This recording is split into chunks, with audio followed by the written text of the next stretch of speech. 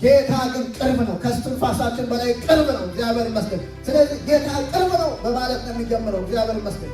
ጌታ ቅርብ በመሆኑ ደስ አይላችሁ? ጌታ ቅርብ ነው። ከልባችን ግን ደግሞ ቅርብ ነው ይላል። ስለዚህ ጌታ ቅርብ ነው።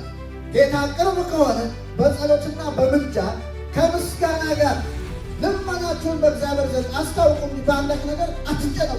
ምክንያቱም እኛ ተጨንቀን የምናመጣው ነገር ስለሌለ ተጨንቀን የምናመጣው ነገር የለም። ስለዚህ ልመናችሁን ምልጃችሁን ከምስጋና ጋር ለእግዚአብሔር አስታውቁ እንጂ በአንዳች አትጨነቁ።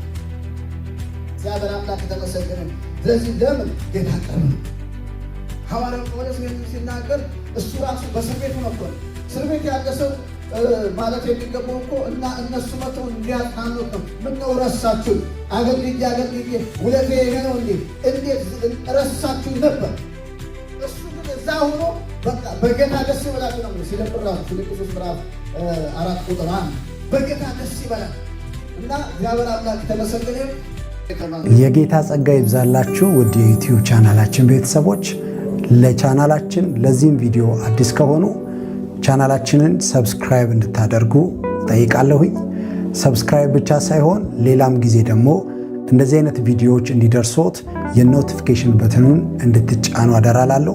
በዚህ ቪዲዮ ደግሞ ከተባረካችሁ ቪዲዮውን ላይክ እንዲሁም ደግሞ ኮመንት በማድረግ የጌታችን የኢየሱስ ክርስቶስን የመንግስቱን ስራ አብረውን እንዲሰሩ በዚህ አጋጣሚ ጥሬን አቀርባለሁ። እግዚአብሔር ይባርካችሁ፣ ጸጋ ይብዛላችሁ።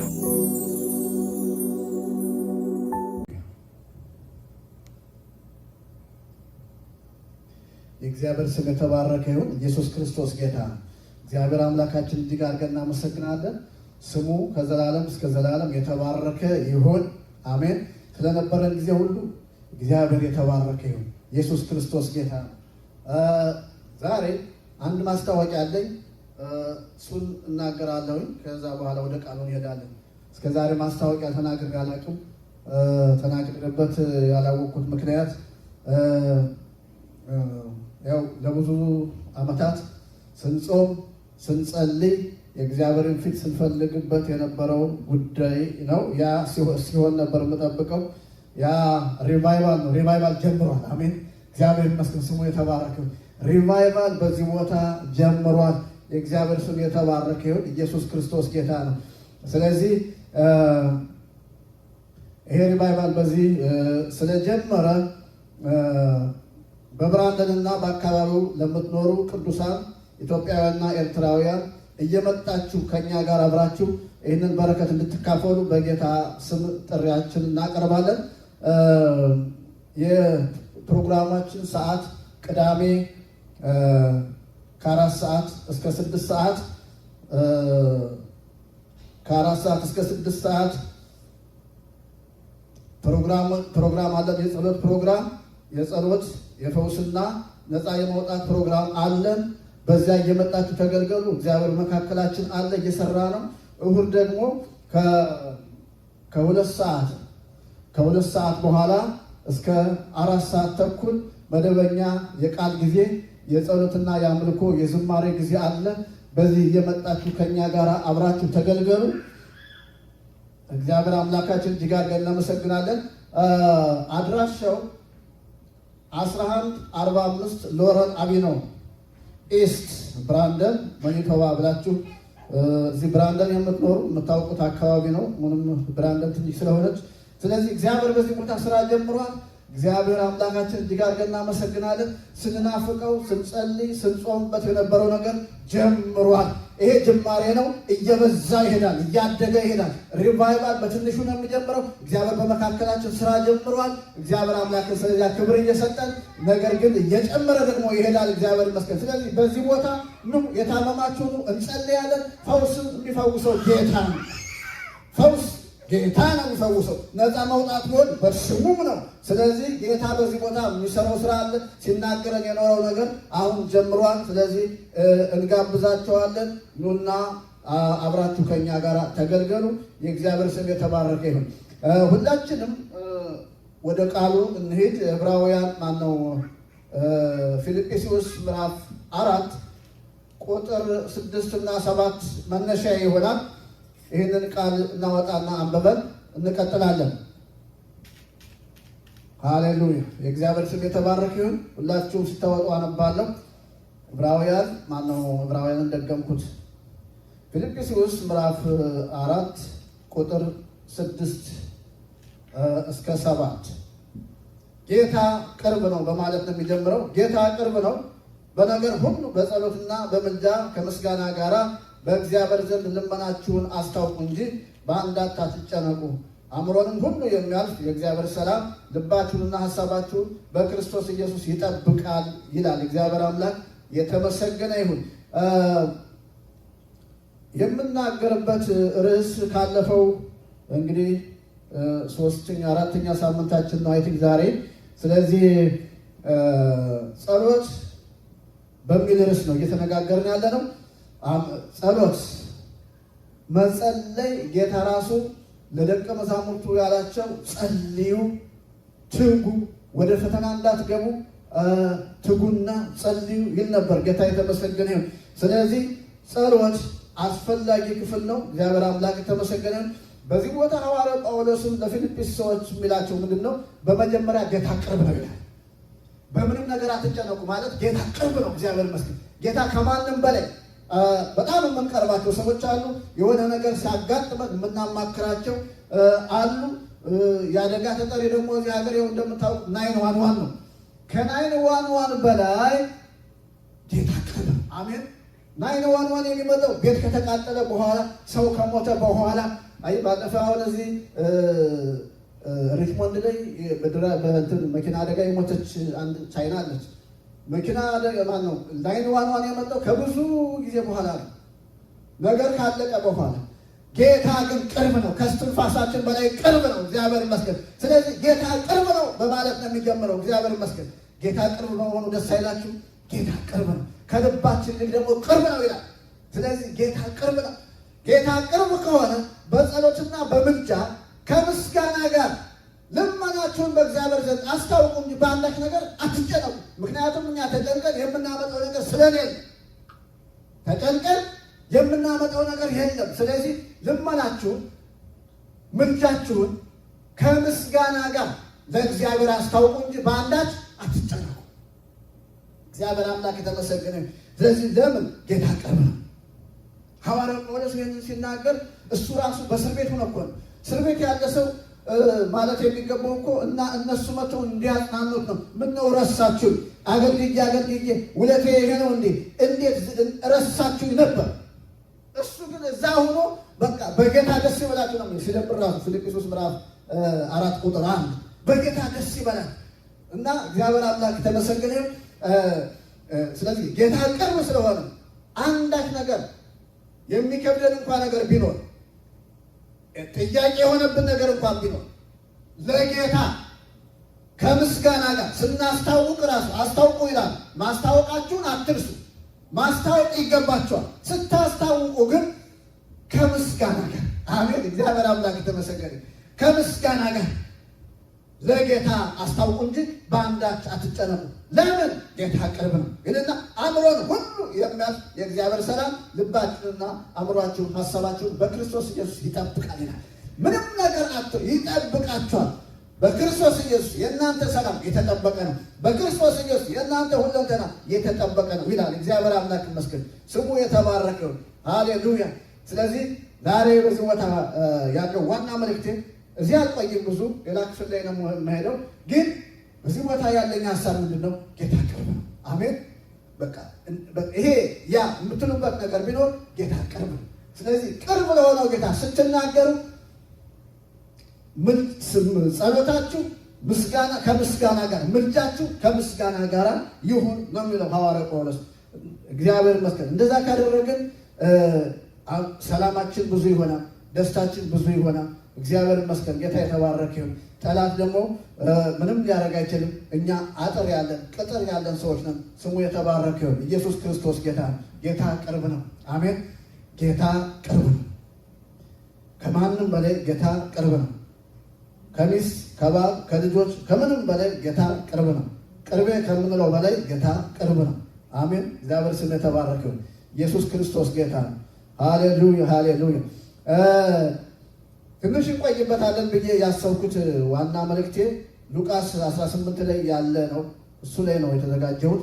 እሱን ክፍል እናወጣና ሉቃስ 18 እሱን እናነባለን። ከዛ ቀጥላለሁ። እግዚአብሔር አምላክ የተመሰገነ ይሁን። በጸሎት ዛሬ ዋናው ሀሳቤ በጸሎት መጽናት፣ በጸሎት መትጋት የሚል ነው እና ስንጸልይ መጽናት ያስፈልገናል። ስንጸልይ መትጋት ያስፈልገናል እና አንዲት ጽኑ የሆነች ሴት፣ ትጉ የሆነች ሴት፣ የማትበገር ሴት እሷን አሳያችሁና ጥቂት ነጥቦች አሉኝ። እነሱን ሰጥቻችሁ እንጸለያለን እና ይህንን ምሳሌ ያቀረበው ጌታ ኢየሱስ ክርስቶስ ራሱ ነው። ርዕሱ ራሱ ምንድን ነው የሚለው? ሳይታክቱ ዘወትር ሊጸልዩ እንደሚገባቸው የሚል ምሳሌ ነገራቸው ነው የሚለው። ምሳሌው ሳይታክቱ ስለመጸለይ። ጸሎት ለምን መታከት እንዳለበት በኋላ ላይ እነግራቸዋለሁ። ነጥቦች አሉ። ሳይታክቱ ላንብበው፣ ሁሉንም ተከታተሉ። ሳይታክቱ ዘወትር ሊጸልዩ እንደሚገባቸው የሚል ምሳሌ ነገራቸው። እንዲህ ሲል በአንዲት ከተማ እግዚአብሔርን የማይፈራ ሰውንም የማያፍር አንድ ዳኛ ነበረ። በዚያችን ከተማ አንዲት መበለት ነበረች። ወደ እርሱ እየመጣች ከባላጋሬ ፍረድልኝ ትለው ነበር። አያሌ ቀንም አልወደደም።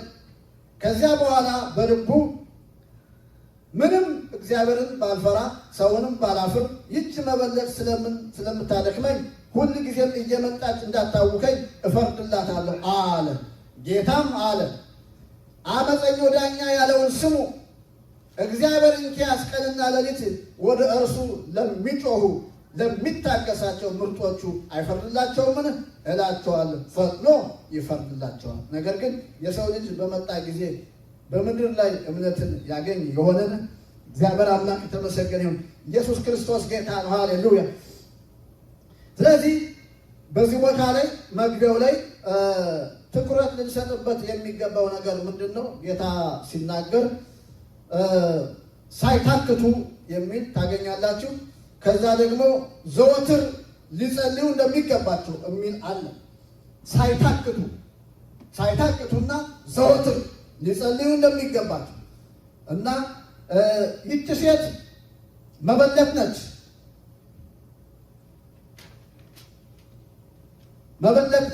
መበለት ማለት ባል የሞተባቸው ሴቶች ናቸው። ባል የሞተባቸው ሴቶች ናቸው እና ልጆቻቸውን ይዘው ብቻቸውን ደፋ ቀና የሚሉ ናቸው እና ይህች ሴት እንደዚያ ነች። የእግዚአብሔር ቃል ደግሞ ስለ መበለቶች የሚለው አለው እና እሱም ትንሽ ቆይቼ በኋላ ላይ አያለው። ይህች ሴት እንዳልኳችሁ መበለት ነች እና ክስ አለባት፣ ባላጋራ አላት። በምን ምክንያት እንደሆነ የተብራራ ነገር አይደለም፣ ግን ክስ አለባት። ለክስ ወደዚህ አመፀኛ ዳኛ ትሄዳለች። ይህ አመፀኛ ዳኛ ደግሞ በጣም ግን ስሙ ራሱ አመፀኛ፣ ጌታ ራሱ ያለው አመፀኛ ዳኛ ነው እና በአንድ ከተማ አመፀኛ ዳኛ። አመፀኝነቱ ምንድን ነው? እግዚአብሔርን አይፈራም፣ አንድ በሉ ሰውንም ደግሞ አያፍርም። ይህንን ሰው ተስፋ ማድረግ በጣም እንዴት አድርጎ ከባድ ነው። በጣም ይህንን ሰው ተስፋ አድርጎ ከዚህ ሰው የሆነ በጎ ነገር አገኛለሁ ብሎ መሄድ በራሱ የሚገርም ነገር ነው። እግዚአብሔርን የማይፈራ ሰውንም የማያፍር አመፀኛ የተባለ ከዚህ ሰው መፍትሄ ፍለጋ መሄድ በጣም ከባድ ነው እና ሴትዮዋ ምን ያህል እምነት እንዳላት ምን ያህል የምትገርም ሴት እንደሆነች መገንዘብ እንችላለን። ትሄዳለች፣ ሁል ጊዜ ትሄዳለች። እሷ እየሄደች እሷ እዚያ ቆማ ፍርዱን ተቀብለው ብያኔ አግኝተው ነገር ተሳክቶላቸው ደስ እያላቸው ወደ ቤታቸው የሚሄዱ ብዙ ሰዎች ናቸው። ብዙ ሰዎችን አይታለች። እርሷ ግን ሁል ጊዜ ትሄዳለች፣ ዞር ብሎ አያት፣ ወደ እሷም ራሱ አይመለከትም። በጣም ከባድ አይደል? ይሄ እኮ በጣም ለአእምሮ በጣም ከባድ ነው። ቶርች ነው። ዞር ብሎ ማያትም እሱ እንደፈለገ ደስ ያለውን ሰው ይፈርድለታል። ፍርዱን ተቀብሎ ይሄዳል። ይገርማችኋል። ይቺ ሴት ሁል ጊዜ ነው የምትሄደው። ፍርዳቸውን ተቀብለው ደስ እያላቸው ወደ ቤታቸው ሲመለሱ ሰዎቹን እያየች ወደ ቤቷ አስታም ትሄዳለች። በምን አይነት ስሜት እንደምትሄድ አስቡ። እንግዲህ ይቺ ሴት መበለት ነች ብያቸዋለሁ። መበለት ማለት ባሎቻቸው የሞቱባቸው ሴቶች እንደሆኑ ተመልከቱ። መበለት የሚለው ራሱ በጣም ለእሷ ከባድ ነው። ማለት ልጆች ይኖሯታል፣ የሚረዳት የለም። ለልጆቿ እናትም አባትም እሷ ነው። ስለዚህ ስራ ደግሞ ሰውየው ስራ አስፈትቷታል። ሁል ጊዜ እዛ ጋር ነው። ሁል ጊዜ የዚህ አመፀኛ ዳኛ ጋር ነው የምትሆነው። ልጆቿን ጠዋት ምሳቸውን ትቋጥርና ቁርሳቸውን አብርታ ምሳቸውን ቋጥራ እነሱን ስማ ትሸኝና ቀጥታ የምትሄደው ወደ ስራ ሳይሆን ወደዚህ አመፀኛ ዳኛ ነው። ወደዚህ አመፀኛ ዳኛ ሄዳ ቀኑን ሙሉ እሱ ጋር ትውላለች። ዞር ብሎ ሳያት ለሌሎች እየተፈረደላቸው የሌሎችን ፍርድ እየሰማች እሷ ደግሞ ወደ ቤቷ ትሄዳለች። አሁን እንዳልኳቸው የሰው እግዚአብሔርን የማይፈራ ሰውንም የማያፍር አመፀኛ ነው። ይህንን ሰው ተስፋ አድርጎ ሁል ጊዜ መመላለስ በራሱ የሚገርም ነው። ሴትዮዋ ግን ብርቱ ሴት ነች። ተስፋ የማትቆርጥና ተስፋ የማትቆርጥ እንደገና ደግሞ በቃ ምንም ስንፍና ቸልተኝነት የማይታይባት ሴት ነች። ብዙ ጊዜ አንድ ነገር ብላችሁ የማይሆን ነገር ስታዩ ተስፋ መቁረጥ አንድ በራሱ አለ። እንደገና ለዚያ ነገር ደግሞ በጣም ለመስራት አቅም ታናላችሁ፣ ጉልበት ታናላችሁ፣ ሰነፍ ትሆናላችሁ። ይቺ ሴት ግን በፍጹም ለልጆቿ ፈገግታውን አልከለከለችም። ደስተኛ መሆኗን ሁልጊዜ ታሳያቸዋለች። በባላጋራ ፊት መቆሟን ደግሞ አላቆመች። ትሄዳለች ሁልጊዜ ፍረድልኝ ከባላጋራ። ጌታ የተናገረው ሳይታክቱ ነው። ሳይታክቱ ለምንድን ነው? ጸሎት ነው ነገሩ። ስለ ጸሎት ነው ሳይታክቱ ስለ መጸለይ ነው የሚለው። ለምንድን ነው ጸሎት አታካች የሚሆነው? አራት ነጥቦችን መናገር እፈልጋለሁ በዚህ ዙሪያ። ለምንድን ነው ጸሎት አታካች የሚሆነው? ምክንያቱም የመጀመሪያው ነጥብ ጸሎት አታካች የሚሆንበት ምክንያት ግቡ ከሰይጣን ጋር ግቡ ከሰይጣን ጋር ነው እና ትግል አለበት። የሚጸልይ ሰው ካያችሁ ግብ አለበት፣ ሰልፍ አለበት።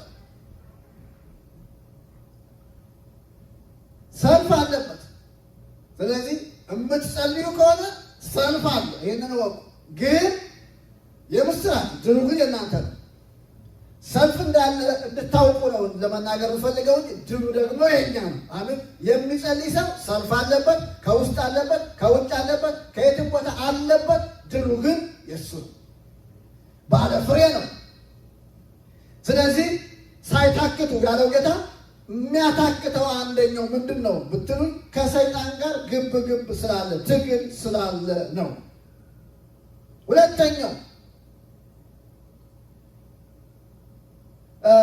ሁለተኛው ደግሞ ምንድን ነው? አንዳንድ ነገሮች ሲደራረቡ እንደ እግዚአብሔር ቃል ነገሩን ካላየነው ያ ነገር እኛ ብቻ ላይ የሆነ ይመስለናል። እኛ ብቻ ላይ የሆነ ስለሚመስለን በቃ እናጉረመርማለን በጌታ ላይ እና ተስፋ እንቆርጣለን። ነገር ግን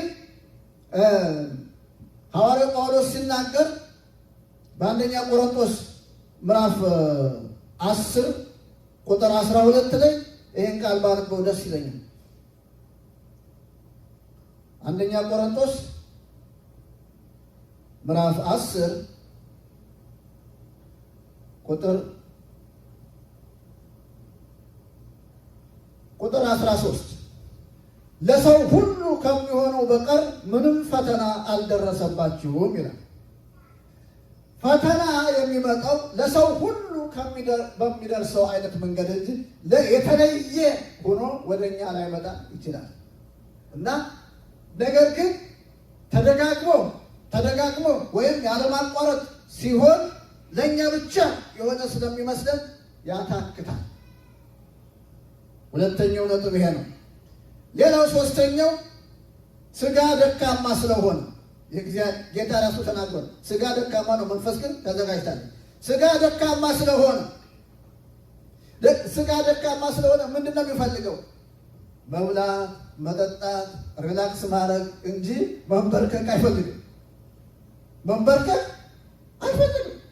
አሁን ሰው ተሰብስቦ ቡና ጠጥቶ ቡና እየተፈላ ቁርስ ቀርቦ እየተጫወቱ የሆነ ቲቪ ከፍቶ እያዩ ማውራት ደስ ይላል። ድሮ ትዝ ይለኛል እንደዛ እናሳልፍና በኋላ ላይ እንጸልይ ሲባል ሰዎቹ ምን ይላሉ? አንዳንዶቹ ረስቼ ነው እንጂ አሁን በዚህ ሰዓት ሆነ ቀጠሮ አለኝ ብለው ውልቅ ብለው ይሄዳሉ። አንዳንዶች ደግሞ በቃ ቶሎ በል የሚለው አሳጥረው ጸሎቱን ይላሉ። እና ጸሎት በቃ ስጋ መንበርከክ አይፈልግም። ስጋ ደካማ ነው ብሎታል ጌታ ራሱ። እና በዚህ ምክንያት ነው አታካች የሚሆነው። ሌላ አራተኛውና የመጨረሻው ዘመኑ ሲረዝም ለአንድ ነገር እየጸለይን መልስ ሳናገኝ ረዥም ጊዜ ከሆነ፣ አሁን ሴት ብዙ ጊዜ ነው የምትመላለስም፣ አልታወቀም ምን ያህል ጊዜ እንደተመላለስን እና አንዳንዴ በአንድ ርዕስ ብዙ ዓመት ልንጸልይ እንችላለን፣ ዓመታት መልስ የሌለው እና መልሱ ሲዘገይ ያታክታል። ጌታ ደግሞ ጸልዩ ነው ያለው እንጂ የመልሱን ቀን አልነገረንም፣ መቼ እንደሚመለስ አልነገረንም። እና ስለዚህ በዚህ ምክንያት ደግሞ ሊያታክት ይችላል። ግን የምላችሁ ዛሬ ጸልያችሁ ጾማችሁ ብዙ ቀን ቆይታችሁ ብዙ ዓመታት ቆይታችሁ ያልተመለሰ ቢኖር ነገር ግን ጽኑ አሁንም ጫፉ ይደርሳችኋል። መልስ የሚሰጥበት ጊዜ ላይ ይደርሳችኋል። ይህች ሴት ከዚህ ሴት የምንማረው አለመታከትን ነው። ቤቷ ውስጥ ሴት ነች፣ ብቻዋን ነው ቤቷን የምትመራው። ልጆች አሉ፣ ትምህርት ቤት አለ፣ የትምህርት ቤት ክፍያ አለ፣ የልጆች ምግብ አለ፣ የልጆች ልብስ አለ፣ ብዙ ነገር አለ፣ ቤት አለ፣ ቤቱ ላይ ብዙ ነገር አለ። ስለዚህ የሚጠይቃት ቤት ውስጥ ብዙ ነገር አለ። ውጭ ደግሞ ስራ አትሰራም። ምክንያቱም ሁሉ ጊዜ ትሄዳለች፣ ትቆማለች በሰውየው በዚያ አመፀኛ ዳኛ ፊት። እሱ ደግሞ ዘወር ብሎ አያትም። ፍርድ ለሌሎቹ ነው የሚሰጥ። ደስ እያላቸው ፍርዳቸውን ተቀብለው እየሳቁ ሲሄዱ እሷ የሆኗን ለአምላኳ ትነግራለች፣ ወደ ቤቷ ትሄዳለች። እያዘነች ቢሄድም ቤቷ ላይ ስትደርስ ለልጆቿ ፈገግታ ማሳየቷ አይቀርም። ነገር ግን አንድ ቀን ጌታ መጣ። ሃሌሉያ! እግዚአብሔር ስም የተባረከ። ዛሬ ለእኛ ለዚህ ጉባኤ ያለኝ ለምትሰሙኝም በሚዲያ ያለኝ መልእክት ጠብቃችሁ ተስፋ ቆርጣችሁ ያላችሁ ብትኖሩ ጌታ ደርሷል። ጌታ መጥቷል። ለዚህ ሴት ተስፋ በቆረጠችበት ጊዜ መጨረሻ ላይ ጌታ መጣ። እንዴት ነው አመጣጡ ብትሉኝ፣ ሰውየውን እንቅልፍ ነሳ። ሃሌሉያ! ለጌታ የማይታዘዝ የለም፣ ለእግዚአብሔር የማይገዛ የለም።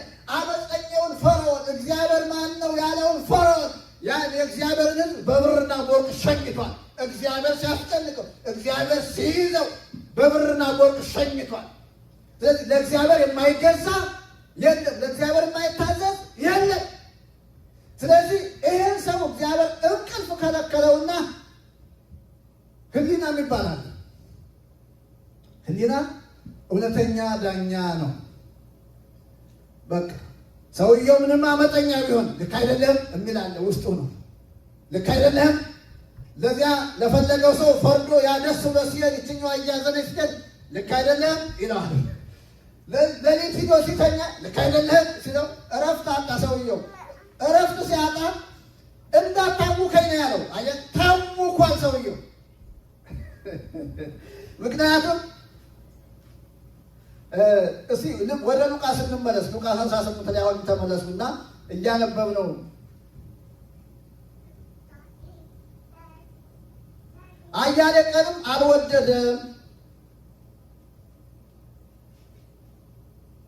አያሌ ቀንም አልወደደም ቁጥር 4 ላይ አያሌ ቀንም አልወደደም። ከዚያ በኋላ ግን ይላል በልቡ ምንም እግዚአብሔርን ባልፈራ ሰውንም ባላፍር ይህች መበለት ስለምታውከኝ ታውቋል ሰውዬው። ስለምታውከኝ ስለምታስጨንቀኝ እፈርድላትና አርፋለሁ አለ። ሃሌሉያ! እግዚአብሔር አምላክ የተመሰገነ ይሁን። ኢየሱስ ክርስቶስ ጌታ ነው። ሃሌሉያ! ስለዚህ እግዚአብሔር ይፈርዳል።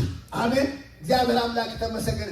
እግዚአብሔር በስራ ቦታ ይፈርዳል። እግዚአብሔር በአገልግሎት ይፈርዳል። እግዚአብሔር በምትፈልጉት አቅጣጫ ሁሉ እግዚአብሔር ይፈርዳል። ስለዚህ እፈርድላታለሁ አለ። ሰውየው የፈረደላት እንዳይመስላችሁ። በሰውየው ኦልሬዲ ሰውየው እዛ አለ፣ ሲምቦል ነው። እግዚአብሔር በሱ አልፎ ነው የፈረደላት። ሰውየው በሱ አልፎ ነው የፈረደላት። ስለዚህ እፈርድላታለሁ አለ። እፈርድላታለሁ አለ። ጌታም አለ ይላል ቁጥር 6 አመፀኛው ዳኛ ያለውን ስሙ። እግዚአብሔር እንኪያስ ቀንና ሌሊት ወደ እርሱ ለሚጮሁ ለሚታገሳቸው ምርጦቹ አይፈርድላቸውምን? እላቸዋለሁ ፈጥኖ ይፈርድላቸዋል። ሃሌሉያ! እግዚአብሔር ስም የተባረከ። ስለዚህ እየጸለያችሁ ብዙ ዘመንም ቢሆን እየጸለያችሁ እየታገሳችሁ የኖራችሁትን ጌታ አይቷል። ጌታ አይቷል። የጠበቃችሁትን ዘመን ጌታ አይቷል። እግዚአብሔር አምላክ የተመሰገነ። ጌታ አይቷል። ስለዚህ ጌታ ይፈርዳል። ጌታ ይመጣል። አሜን። እግዚአብሔር አምላክ የተመሰገነ። ኢየሱስ ክርስቶስ ጌታ ነው። ሃሌሉያ! ዕብራውያን ምዕራፍ 10 ቁጥር 35 ላይ የሚናገረው ቃል አለ ከዚህ ሐሳብ ጋር የሚስማማ። ያንን ብናየው መልካም ነው።